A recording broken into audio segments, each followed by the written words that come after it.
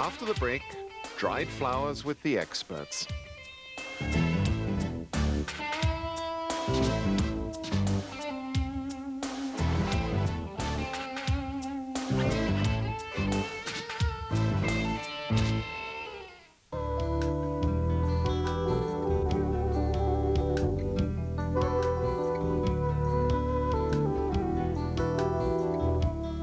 I'm talking this morning with Jean and Philip de Gruchy, who are the proprietors of Graymalkin Farm, which specializes in herbs and everlasting flowers. And we're sitting in this beautiful barn of theirs, full of wild flowers, all drying above and around us. And Jean, first thing is, where did the business come from? Well, I started drying flowers in the late 50s, and we have always been great gardeners. So one thing went hand in hand with the other. And I started doing floral work because I had all these wonderful dried flowers. And Philip early retired in 1984, and he wasn't the type of man to sit and do nothing. So that was very early. We decided that we would look for a farm such as this and start to grow everlasting flowers and have a herb garden. It's been a dream that we had for a long time. We always have gardened and always have had little herb gardens, which started with our daughter Sarah, and her wanting her own garden. So it just evolved. Well, now you have a much bigger herb garden. It must be a lot of work, Philip. Well, actually, when we came, there was some attention required to the property, and both in the house and in the barn. Now, this barn's an 1870s barn. You can see the adze marks on the pillars. It's really a beautiful old barn. It didn't have any doors, so I put doors on it. And of course, in the old days, in order to get a wagon load of hay through the barn, you had to have very high doors, and but I cut that down to standard size. And the doors are made out of the fence that was used to straddle part of the property.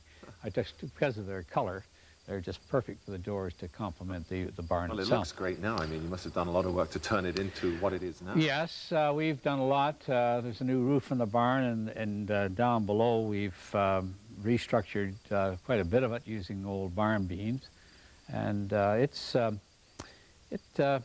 now is a pretty solid structure, but we keep an eye on it.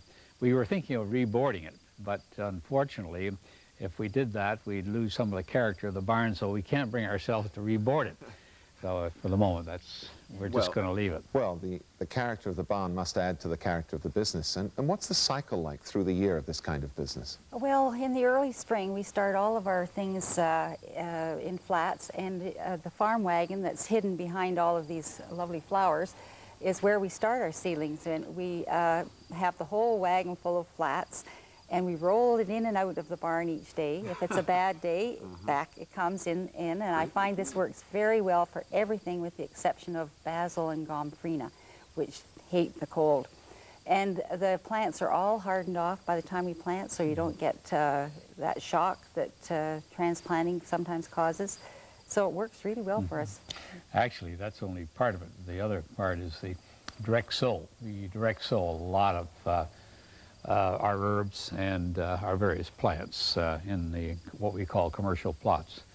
And they're done just in long rows for easy harvesting and for easier weed control. You never really have easy weed control, but you know, something close.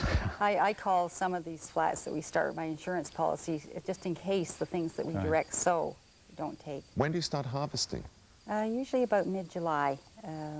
Yeah. Some things we're still harvesting, such as the Silver King Artemisia, but it's nearly finished, and we're always happy when it's just... Yeah, this time of year, you get into fungus and things like this that just enjoy living in the heavy dews and so forth, so your plants get covered with these various fungi, so we basically stop harvesting. And the quality deteriorates.